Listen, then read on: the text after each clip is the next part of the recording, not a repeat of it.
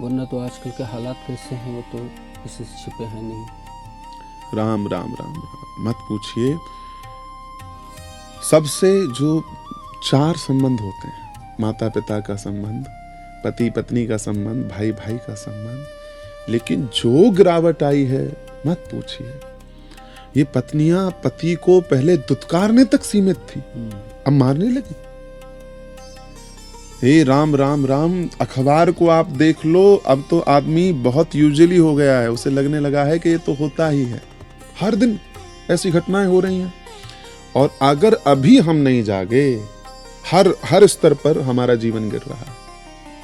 घर में तुम्हारा जीवन गिर गया, पति पत्नी का विश्वास कमजोर हो गए, माता पिता के संबंधों में बेटे पिता के संबंध कमजोर हो गए। दूसरी ओर एक पूरा वर्ग है जो तुम्हें गिराने में लगा हुआ है, और तुम्हें लगता है कि ये राजनेता तुम्हारा संरक्षण कर पाएंगे, कभी सच्ची बात तुम्हारे लिए बता पाएंगे। राजनेता केवल एक ही बात जानता है कि कैसे राज करना है, कब तक राज करना है, अधिकतम उसके लिए जो सबसे बेहतर होगा वो करेगा, वो तुम्हारी बेहतरी के लिए कभी कार्य नहीं करेगा। इसलिए इस गुरु परंपरा को पुनः जीवित किया जाए, गुरुकुल परंपरा को जीवित किया जाए, सब संबंधों में जो माधुर्य है, जो सौहार्द है, उसको पुनः स्थापित किया जाए, और फिर ही एक भारत श्रेष्ठ भारत बनेगा। एक प्रश्न और है, लेकिन अब इस बात को आगे कंटिन्यू करना है, उस प्रश्न को बाद में लेता हूँ महाराज जी। नहीं, अब क्या आपने ये तो बताया कि क्या किया जाए, इसके साथ साथ जो इन पे जो गुजर रही है, जो इस समय जो बुजुर्गों के हालात हैं वो अच्छे नहीं है, तो उनके लिए आप क्या कहना चाह रहे हैं? तुम अपने सबसे अच्छे मित्र और शत्रु स्वयं ही हो सकते हो। ना तुम्हारा तुमसे बड़ा कोई शत्रु है, ना तुम्हारा तुमसे बड़ा कोई मित्र है। जब एक निश्चितता तुम्हारे जीवन में आ जाएगी, तो जो निर्णय लोगे वो हर निर्णय अच्छा होगा। अनिश्चित मन से लिया गया प्रत्येक निर्णय गलत ही होगा। तो जब जान लो कि फंस गए हो, तो करना क्या है, एक संबुद्ध महापुरुष के पास, एक ऐसे महापुरुष के संपर्क में, सानिध्य में आकर के अपने जीवन को समर्पित कर दो। जब बात समर्पण की होगी तो ये जीवन का सबसे कठिनतम कार्य है, लेकिन हाँ, हर शूरवीर ने ये कर्म किया है। उम्र कोई बाधा नहीं है, किसी भी उम्र में कहीं पर हो, इन माया मोह रोते सशक्ते जीवन का परित्याग करके वृंदावन की ओर चल दो। क्या बात है, चलो रे मन श्री वृंदावन।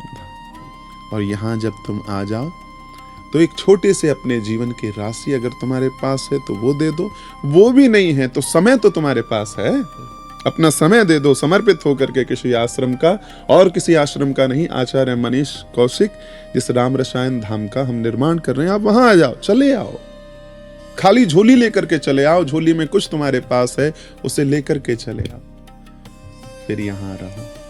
प्रातः काल सो करके उठोगे तो गैया रंभाती हुई मिलेगी, उसके भोजन में 2 हाथ लगा देना।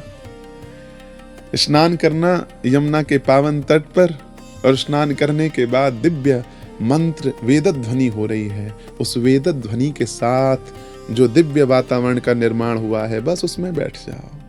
तुम्हें यहाँ कुछ करने की आवश्यकता नहीं है, बस यहाँ आने की आवश्यकता है। बैठ करके अपने जीवन के जो भी अब तक के ऐसी बातें थी, जो बुरा संसर्ग था, धीरे धीरे पहले वो छूटेगा। आप ये चाहो कि पहले दिन वृंदावन में आ जाओ, मन लग जाए, पोते बच्चों की ऐसी याद आएगी कि पछाड़ खाट के हमने लोग यहाँ से जाते हुए देखे। लेकिन जो डट गया, जो शूरमा यहाँ रुक गया, फिर रुकने के उपरांत में भगवान की ऐसी कृपा तुम्हारे ऊपर बरसने वाली है, अनुभव नहीं कर सकते।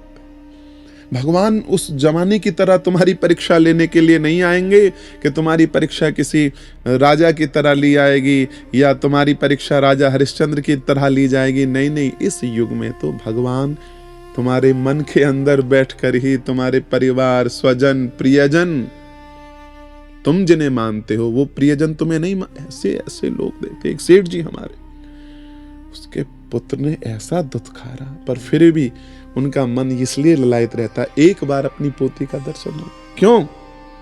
इस बंधन में, इस सिलेवरी हम क्यों कर रहे हैं, उसका सबसे बड़ा कारण यही है कि हमारे संसार नहीं छूटे। तो सबसे पहले आकर भजन के माध्यम से उसको समाप्त कर दो, फिर तुम्हारे जीवन में जो रस वर्षण होगा, फिर जो बिहारी जी कृपा करेंगे, राधा माधव, राधा रमण, राधा वल्लभ, जीवन ऐसा दिव्य होगा कि नित्य नूतन रस का वर्षण होगा। ये तो वृंदावन वो भूमि है, आप निकल जाओ तो इतने संत राधे राधे करते निकलेंगे, वो अपने आप छांट देंगे तुम्हारी जितनी भी माया की बंधने जंजीरें हैं, लेकिन उसके लिए तुम्हें आना पड़ेगा। इस पर मुझे एक बात याद आती है महाराज जी। मैं पिछले कुंभ में प्रयाग के गया, तो काफ़ी समय पहले मैं गया वहाँ व्यवस्थाएं देखने के लिए।